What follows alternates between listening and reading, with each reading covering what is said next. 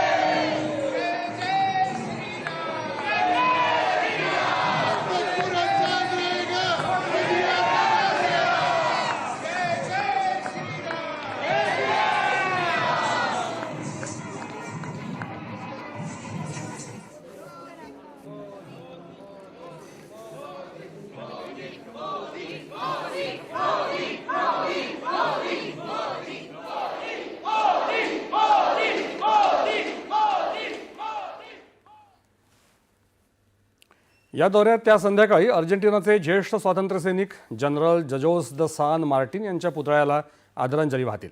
त्यानंतर अध्यक्ष Xavier milli यांनी आयोजित केलेल्या सन्मान भोजनाला ते उपस्थित राहतील. याशिवाय बोका ज्युनियर्सच्या फुटबॉल मैदानाचीही ते पाहणी करतील. दक्षिण अमेरिकेतील अर्जेंटिना हा भारतासाठी महत्त्वाचा वित्तीय भागीदार आहे असं पंतप्रधानांनी म्हटलं आहे.